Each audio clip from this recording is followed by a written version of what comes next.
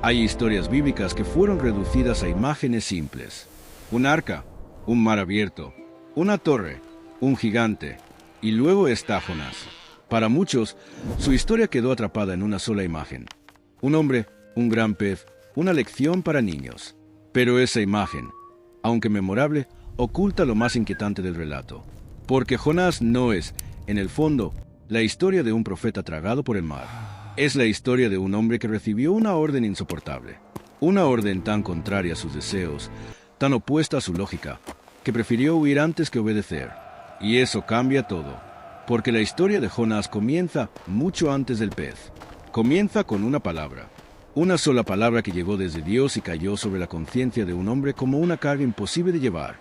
La orden era clara. Levántate, ve a Nínive, aquella gran ciudad, y proclama contra ella. Nínive no era un nombre neutral. No era una ciudad cualquiera del mundo antiguo. Era el corazón de Asiria, una potencia temida, orgullosa, expansiva, una civilización cuya sombra se extendía sobre pueblos enteros. Para un hebreo, escuchar ese nombre no despertaba curiosidad. Despertaba rechazo, despertaba memoria, despertaba una mezcla de temor, desconfianza y resistencia interior. Y, sin embargo, fue precisamente allí donde Dios decidió enviar a Jonás. Eso es lo primero que desconcierta del relato. Dios no lo envía a una aldea cercana. No le pide que hable a su propia gente. No lo manda a corregir a una comunidad conocida. Lo dirige hacia el centro mismo de una ciudad extranjera, poderosa, inmensa, amenazante. Como si la misión no consistiera simplemente en hablar, sino en cruzar un límite que Jonás no estaba dispuesto a cruzar. Y Jonás lo entendió de inmediato. Por eso no discutió, no preguntó, no pidió tiempo, no respondió con dudas piadosas. Hizo algo mucho más revelador. Huyó. Descendió hacia el puerto. Buscó un barco. Pagó el viaje. Se embarcó rumbo a Tarsis, en la dirección opuesta. No fue una confusión. No fue una demora. Fue una fuga deliberada. El texto lo deja claro. Jonás intentaba alejarse de la presencia del Señor. Esa frase tiene una fuerza inmensa, porque no describe simplemente a un hombre cambiando de ciudad. Describe a alguien que prefiere el mar desconocido antes que la obediencia. A alguien que considera más tolerable la distancia, el exilio voluntario, el cansancio del viaje, antes que pronunciar un mensaje en la ciudad equivocada. ¿Por qué? Porque Jonás no temía solamente la dificultad de la misión. Temía lo que esa misión pudiera provocar. Temía que la palabra de Dios, una vez pronunciada, abriera una posibilidad que él no quería aceptar. Y ahí está el núcleo de toda la historia. Jonás no huye de la derrota, huye de la misericordia. Mientras muchos profetas fueron llamados a hablar a Israel, Jonás fue llamado a caminar hacia un enemigo. Y en ese momento, todo en él se reveló. El puerto era el lugar perfecto para desaparecer. Allí, entre cuerdas, maderas, jarras, comerciantes, marineros y embarcaciones listas para partir, el mundo parecía ofrecer una salida concreta. El barco no era solo transporte, era escape materializado, una estructura de madera y vela capaz de convertir la desobediencia en distancia. Cada paso sobre el muelle lo alejaba de la voz que lo había llamado. Cada moneda entregada al patrón del barco era una decisión. Cada tabla que crujía bajo sus pies lo empujaba un poco más lejos del camino que no quería recorrer. Y así, Jonás subió. La costa comenzó a quedarse atrás. La tierra conocida se volvió una línea cada vez más pequeña. El barco se abrió paso sobre el agua, y durante un instante, quizá Jonás creyó haber conseguido lo que buscaba. Tal vez pensó que el movimiento del mar podría ahogar el peso de la orden. Tal vez imaginó que la distancia transformaría el llamado en eco. Tal vez se convenció de que aún era posible construir una vida entera fuera del alcance de aquella misión. Pero hay huidas que parecen tranquilas solo al comienzo. Porque el relato de Jonás no trata simplemente de geografía, trata de dirección, trata de una verdad que atraviesa toda la Biblia. No basta con moverse para avanzar. No toda salida es libertad. A veces, el camino más activo es también el más vacío. Y un barco puede convertirse en el escenario perfecto no de la liberación, sino del conflicto interior que por fin empieza a revelarse. Mientras el mar se extendía alrededor y la nave se internaba en lo desconocido, algo más profundo comenzaba a moverse. No fuera de Jonás, dentro de él. Y el mar, que hasta entonces había parecido un aliado silencioso, estaba a punto de volverse otra cosa. Si esta historia ya te está atrapando, suscríbete a Luz Oculta de la Biblia y acompáñanos en cada capítulo, porque lo que viene ahora no es solo una tormenta en el mar, sino una tormenta en la conciencia de un hombre. Al principio, el mar parecía ofrecer lo que Jonás buscaba: distancia. Distancia de la voz, distancia del deber, distancia de Nínive. Pero en la Biblia, el mar rara vez es solo mar. Con frecuencia representa el lugar donde el ser humano pierde control, donde la estabilidad desaparece y donde todo aquello que parecía firme comienza a moverse bajo los pies. Y eso es exactamente lo que ocurrió con Jonás. El mismo espacio que prometía escape empezó a transformarse en el escenario donde su huida sería expuesta. La tormenta no llegó como un accidente cualquiera. Llegó como interrupción. Los cielos se cerraron. El viento cambió. La estructura del barco comenzó a gemir bajo la presión del oleaje. Las cuerdas vibraban. La vela se tensaba. La madera crujía con una voz antigua y áspera. Y los hombres que conocían el mar empezaron a entender que aquello no tenía la forma de una dificultad ordinaria. En un barco lleno de experiencia, de oficio y de costumbre, se instaló algo más fuerte que el miedo al mal tiempo. La sensación de que el orden natural había sido atravesado por una voluntad que no podían dominar. Y mientras todos se agitaban, Jonás descendió al interior de la embarcación y se acostó. Ese detalle es extraordinario. Arriba, el barco luchaba por mantenerse. Afuera, el mar rugía. A su alrededor, hombres endurecidos por la navegación hacían todo lo posible por sostener la travesía. Pero el profeta dormía. No era un descanso sereno. Era el sueño pesado de quien ya no quiere mirar lo que ha causado. Era el agotamiento de un hombre que llevaba demasiado tiempo resistiendo por dentro. Entonces el capitán descendió y lo encontró. La escena tiene una fuerza casi cinematográfica. Un hombre del mar, extranjero, se imparte en la historia de Israel, despertando a profeta del Dios verdadero, como si el relato quisiera mostrar, desde el comienzo, una inversión incómoda. Jonás, el mensajero, calla. El marinero, el pagano, exige que alguien clame al cielo. La tripulación intentó entender lo que ocurría. En el mundo antiguo, las tormentas no siempre se interpretaban como simples fenómenos del clima. Muchas veces eran leídas como signos de desorden moral, como indicios de que algo oculto había irrumpido en el equilibrio del viaje. Por eso echaron suertes, no para practicar superstición vacía, sino para buscar una explicación donde la lógica cotidiana ya no bastaba. Y la suerte cayó sobre Jonás. En ese instante, la fuga quedó al descubierto. Las preguntas comenzaron a llegar de inmediato. ¿Quién eres? ¿Qué haces aquí? ¿De dónde vienes? ¿Cuál es tu pueblo? ¿Por qué ha venido esto sobre nosotros? Jonás respondió con una frase que contiene toda la ironía del relato. Soy hebreo y temo al Señor, Dios del cielo, que hizo el mar y la tierra. Lo impresionante no es solo lo que dice, es el momento en que lo dice. Está huyendo de ese Dios, pero al mismo tiempo reconoce que ese Dios hizo precisamente aquello que lo rodea. El mar que se agita, la tierra que quedó atrás, el mundo entero del que él intenta escapar. Los marineros comprendieron enseguida la gravedad de la situación. No reaccionaron con crueldad, no se precipitaron, preguntaron qué debían hacer. Incluso cuando Jonás les dijo que lo arrojaran al mar, ellos intentaron remar con más fuerza hacia tierra firme. Ese gesto suele pasar desapercibido, pero dice mucho. Los hombres del barco mostraron una compasión que Jonás todavía no estaba dispuesto a mostrar hacia Nínive. Finalmente, cuando el esfuerzo resultó inútil, lo hicieron. Y el mar cambió. No hubo espectáculo innecesario. No hubo exceso narrativo. Solo una verdad estremecedora. El mismo mar que se había levantado con violencia recobró la calma cuando Jonás desapareció bajo las aguas, como si toda la creación hubiera estado esperando ese momento de rendición. Pero la historia no termina allí, porque el juicio en Jonás nunca es puramente final. Siempre está atravesado por algo más. Y ese algo más aparece en una de las imágenes más famosas de toda la Escritura. Dios dispuso un gran pez para que tragara a Jonás. Durante siglos, muchas personas se detuvieron en la pregunta equivocada: ¿cómo ocurrió? Pero el relato empuja al lector hacia otra pregunta más profunda. ¿Para qué ocurrió? El pez no aparece como un monstruo. Aparece como un límite misericordioso. Jonás no queda abandonado al mar. Tampoco regresa inmediatamente a la costa. Es llevado a un lugar intermedio, oscuro, profundo, cerrado, donde ya no puede huir ni avanzar, ni negociar ni escapar.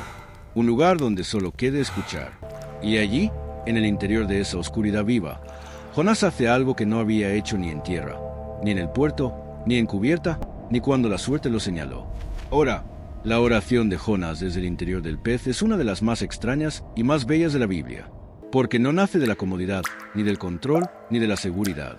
Nace cuando todas las salidas han desaparecido. Nace cuando el orgullo ya no puede sostenerse. Nace cuando el hombre que quiso elegir su propio camino descubre que incluso en el fondo del abismo, Dios sigue estando presente. Y ese es el punto decisivo. Jonás desciende al mar, pero no desciende fuera del alcance divino. Desciende a la profundidad, pero no al olvido. En el lugar donde esperaba encontrar el final, encuentra una pausa, un vientre oscuro convertido en santuario involuntario, un encierro que funciona como espejo, un silencio donde, por primera vez, ya no puede hablar contra el mandato, sino desde su propia ruina interior.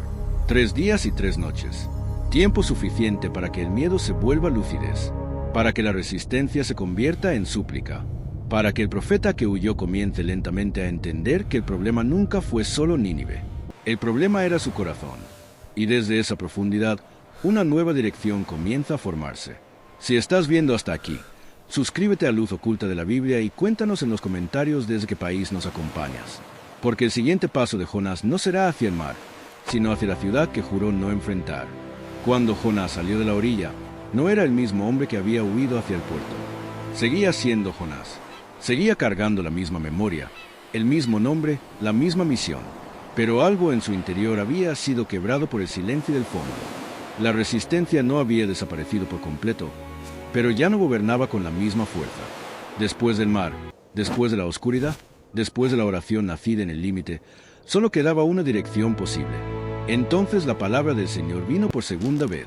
Ese detalle importa. No se trata solo de una repetición.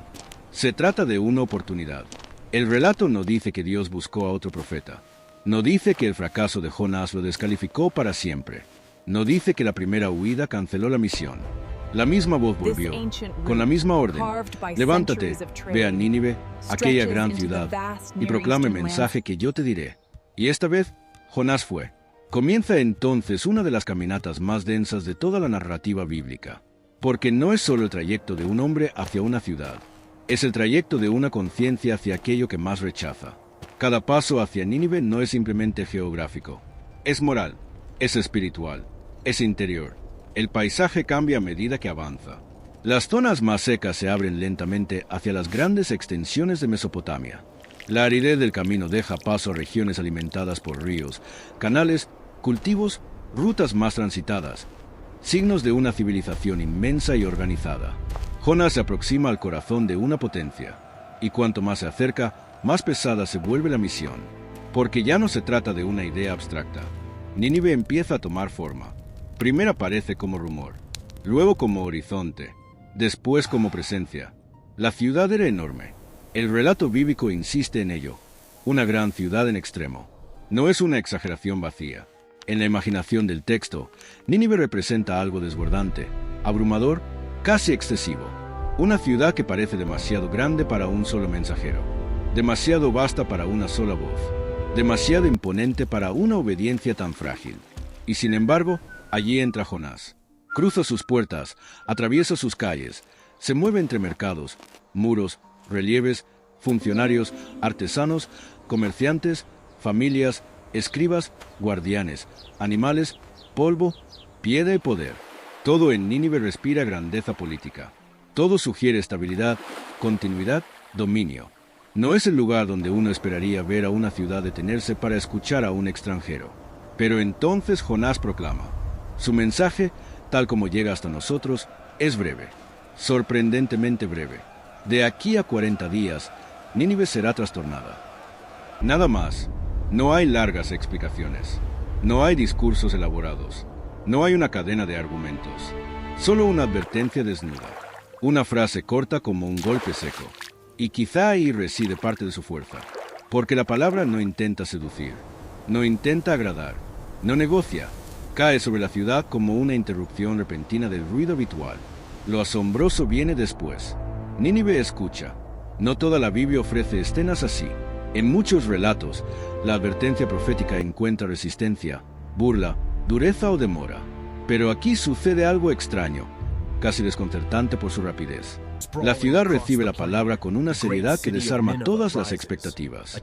El mensaje comienza a correr de boca en boca, de calle en calle, de plaza en plaza, como si hubiera tocado una fibra que estaba esperando ser expuesta. Los comerciantes se detienen. Los hogares comentan en voz baja. Los espacios públicos cambian de tono.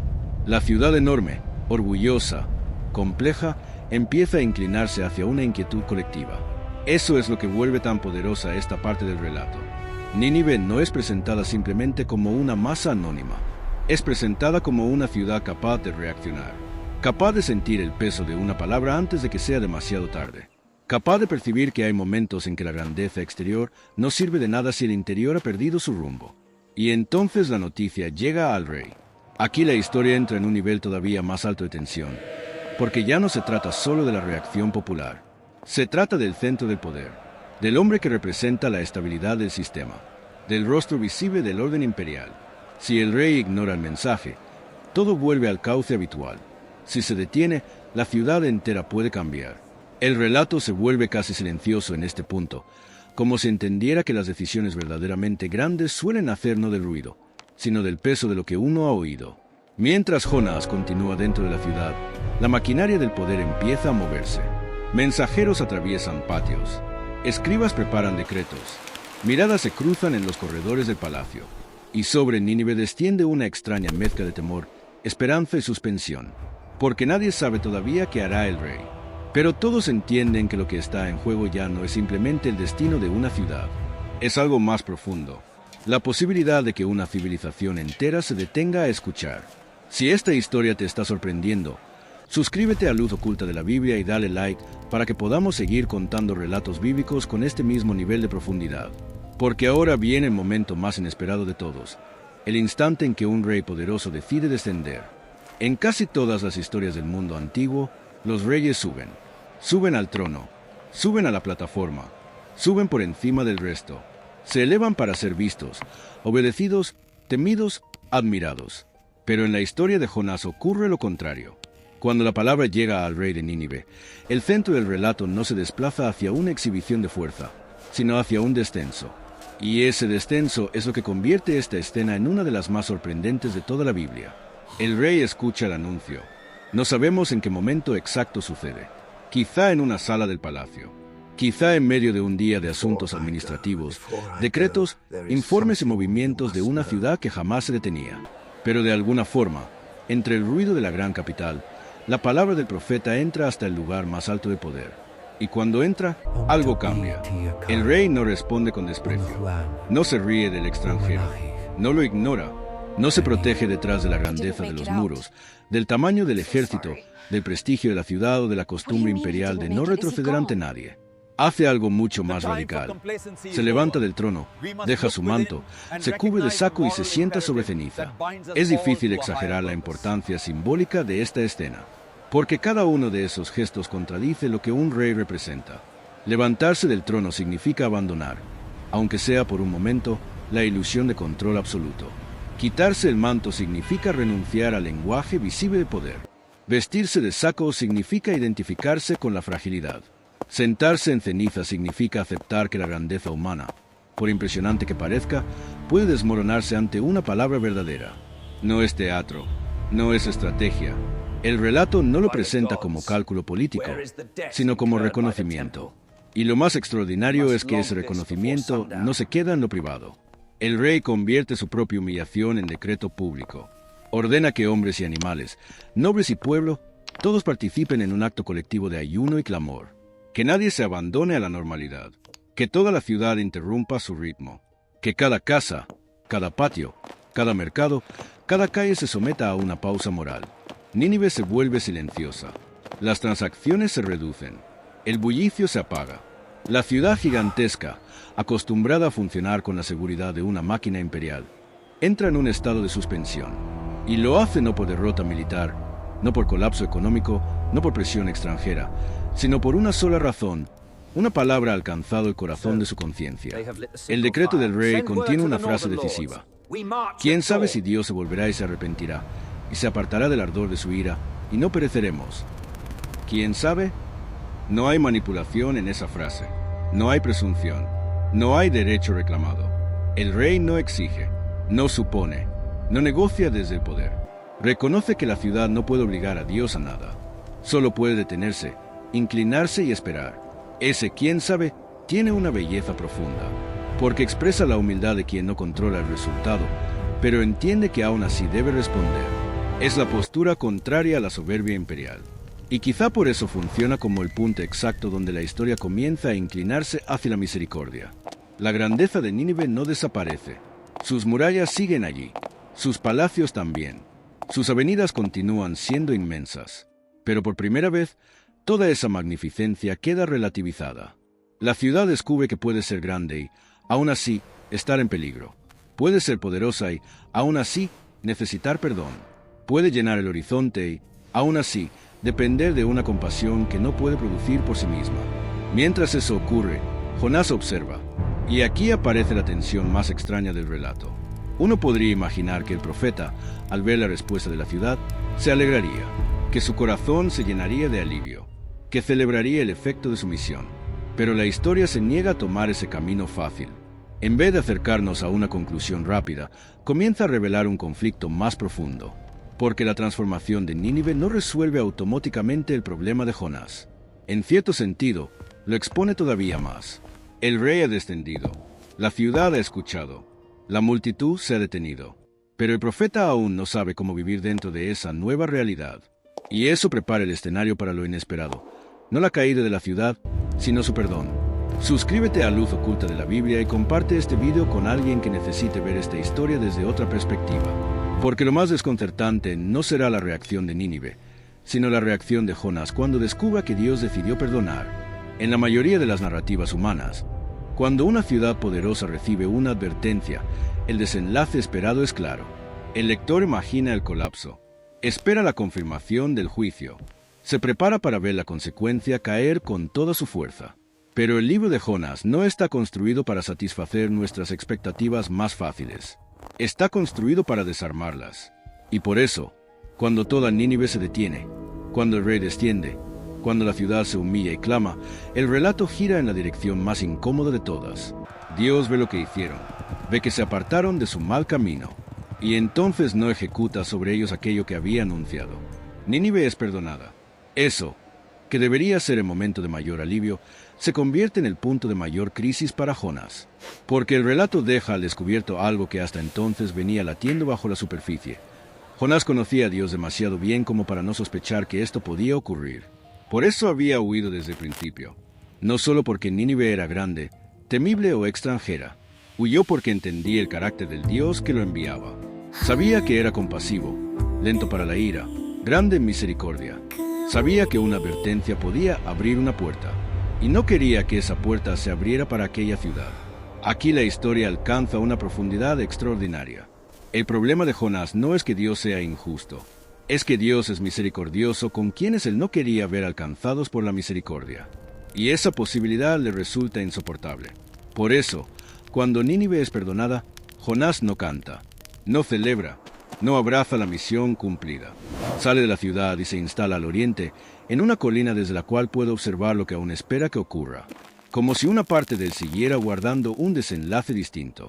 Como si todavía confiara en que el juicio terminará por imponerse. Esa imagen es poderosísima. Abajo, la ciudad vive. Arriba, el profeta espera.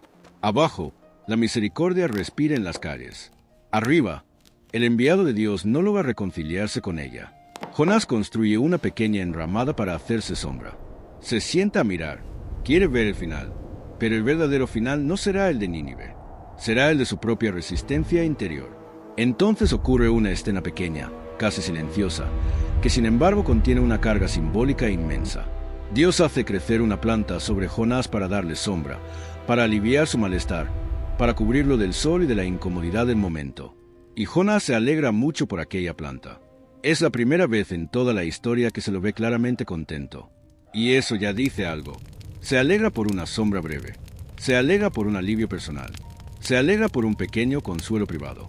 Pero no había logrado alegrarse por una ciudad entera que acababa de ser alcanzada por la compasión. Luego, la planta desaparece. La sombra se va. El calor vuelve. El viento golpea con fuerza. Y Jonás se derrumba otra vez en su descontento. Todo esto no tiene la forma de un castigo caprichoso. Tiene la forma de una pedagogía. Dios está llevando al profeta a mirar con claridad el desorden de su amor. Jonás siente compasión por una planta que no cultivó, que apareció rápido y desapareció rápido. Le duele perder el alivio que esa planta le daba. pero no quiere aceptar que Dios sienta compasión por una ciudad inmensa, llena de seres humanos, llena de vidas, llena de personas que no distinguen bien entre su mano derecha y su izquierda. La tensión llega así a su punto más alto, y es aquí donde el libro deja de ser solo la historia de Jonás. Empieza a convertirse en un espejo para el lector, porque la pregunta ya no es únicamente porque Jonás se enojó.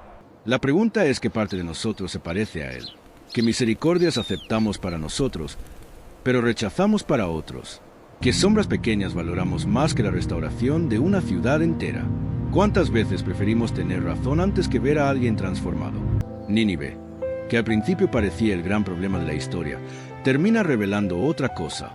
El problema más profundo no estaba solo en la ciudad, estaba en el corazón del profeta. Y todavía queda una última escena, la más silenciosa y la más poderosa de todas. Una escena sin espectáculo, sin estruendo, sin mar ni palacios. Solo una pregunta que Dios deja suspendida como si quisiera que siguiera sonando mucho después de cerrar el libro. Si esta historia te está hablando de una manera inesperada, suscríbete a Luz Oculta de la Biblia, porque el final de Jonás no llega con una gran imagen externa, sino con una pregunta capaz de quedarse dentro de ti por mucho tiempo. Hay finales que cierran una historia, y hay finales que la abren. El libro de Jonás pertenece a la segunda clase. Después del mar, del pez, del camino, de la gran ciudad, del rey humillado, del ayuno colectivo, del perdón inesperado, de la planta que crece y desaparece, uno podría esperar una conclusión clara, un cierre ordenado, una última escena donde todo queda resuelto. Pero la Biblia, a veces, elige otro camino. A veces no entrega un desenlace cerrado, sino una pregunta que sigue trabajando en el interior del lector. Y eso es exactamente lo que ocurre aquí. Jonás está fuera de Nínive, solo, cansado, expuesto, irritado. Frente a él, la ciudad permanece viva. Sus calles siguen ocupadas por personas reales. Sus casas continúan llenas de familias, de ancianos, de niños, de trabajadores, de criaturas, de rutinas humildes, de posibilidades abiertas. La misericordia no ha sido una idea abstracta. Ha tomado forma concreta. La ciudad no ha sido borrada. Ha sido alcanzada. Y entonces Dios habla. No con un discurso largo. No con una demostración de poder. No con una explicación sistemática del bien y del mal. Solo con una pregunta. ¿Tanto te enojas por la planta? La pregunta parece pequeña, pero no lo es. Porque la planta nunca fue el verdadero tema.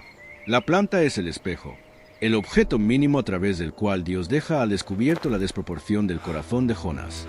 Le muestra que su sensibilidad está desordenada, que puede entristecerse por perder una sombra pasajera, pero no alegrarse por la preservación de una ciudad entera, que puede lamentar lo que le quitó comodidad personal, pero no aceptar la compasión extendida hacia otros. Jonás responde que sí, que se enoja hasta desear la muerte. Y allí llega la frase final de Dios, una de las más conmovedoras de toda la Escritura. Tú tuviste compasión de la planta, por la cual no trabajaste, ni tú la hiciste crecer, que en espacio de una noche nació, y en espacio de otra noche pereció. Y no tendré yo compasión de Nínive, aquella gran ciudad donde hay más de 120,000 personas que no saben discernir entre su mano derecha y su mano izquierda, y muchos animales. Y el libro termina, sin decirnos que respondió Jonás, sin mostrarnos si volvió a la ciudad, sin revelar si finalmente comprendió, sin darnos una escena final de reconciliación. Solo deja la pregunta abierta, y precisamente por eso el final es tan poderoso, porque la respuesta ya no se le exige solo a Jonás, se nos exige a nosotros. ¿Puede Dios amar más allá de nuestras fronteras emocionales? ¿Puede mostrar misericordia donde nosotros preferiríamos confirmación de juicio? ¿Puede preocuparse por ciudades enteras, por pueblos enteros, por personas que nosotros reduciríamos a etiquetas, recuerdos, temores o enemistades? El libro de Jonás dice que sí, y eso incomoda. Incomoda porque destruye la idea de un Dios que solo trabaja dentro de nuestras categorías. Incomoda porque muestra que la compasión divina no sigue el mapa estrecho de nuestras preferencias. Incomoda porque revela que, muchas veces, el creyente puede estar más lejos del corazón de Dios que aquellos a quienes considera ajenos. Nínive es grande, sí, pero más grande aún resulta la misericordia que la alcanza. Y Jonás, el profeta enviado a anunciar una palabra dura, termina siendo también el hombre a quien Dios intenta enseñar una lección más profunda, que la justicia divina no está separada de la compasión, y que entender a Dios no consiste solo en repetir sus palabras, sino en dejar que su corazón corrija el nuestro. Por eso esta historia no envejece, porque cada época tiene sus propias Nínives. Cada generación construye ciudades que parecen demasiado complejas, demasiado corruptas, demasiado lejanas, demasiado ajenas para ser miradas con esperanza. Y cada generación también produce sus propios Youneses, personas capaces de obedecer por fuera, pero todavía en conflicto con la amplitud de la misericordia por dentro. Al final, el gran pez no es la escena central, ni siquiera lo es la ciudad. La escena central es la confrontación entre la estrechez humana y la compasión divina. Ese es el verdadero corazón del libro. Y quizá por eso sigue hablándonos con tanta fuerza. Porque no solo narra lo que ocurrió con un profeta antiguo, nos obliga a preguntar qué hacemos nosotros cuando Dios decide mostrar compasión donde no la esperábamos. ¿Qué hacemos cuando la gracia rompe nuestros esquemas? ¿Qué hacemos cuando el cielo se preocupa por personas que nosotros habíamos descartado? El libro no responde por Jonás, pero sí deja una puerta abierta para nosotros. Y en esa puerta permanece, hasta hoy, la misma pregunta de Dios. Si esta historia cambió tu manera de ver a Jonás y Nínive, suscríbete a Luz Oculta de la Biblia, dale like a este video y compártelo con alguien que necesite escucharlo. Y cuéntanos en los comentarios, ¿qué historia bíblica quieres ver en el próximo video?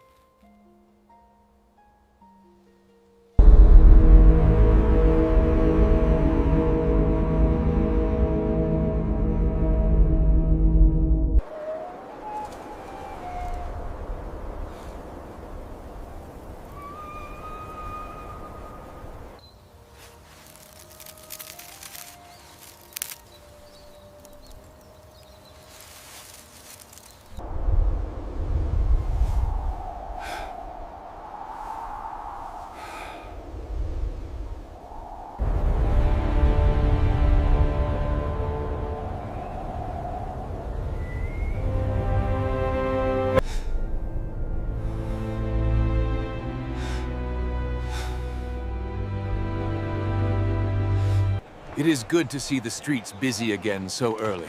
Yes, the peace is a blessing. The baker is already open.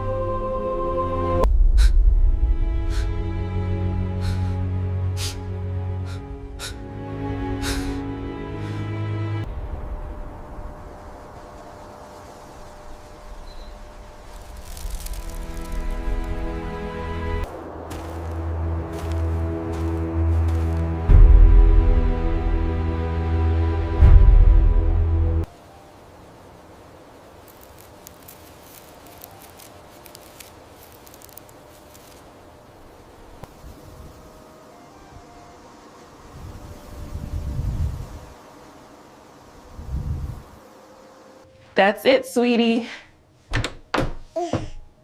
Right this way.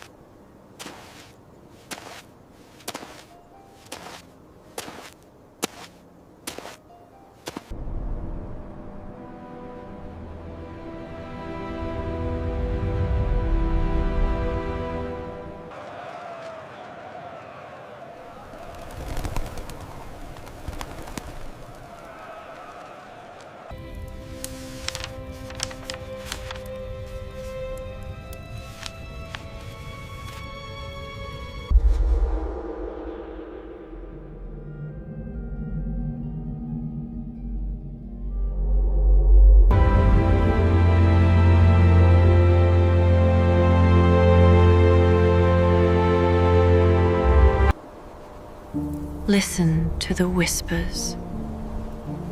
The gate is closed to you.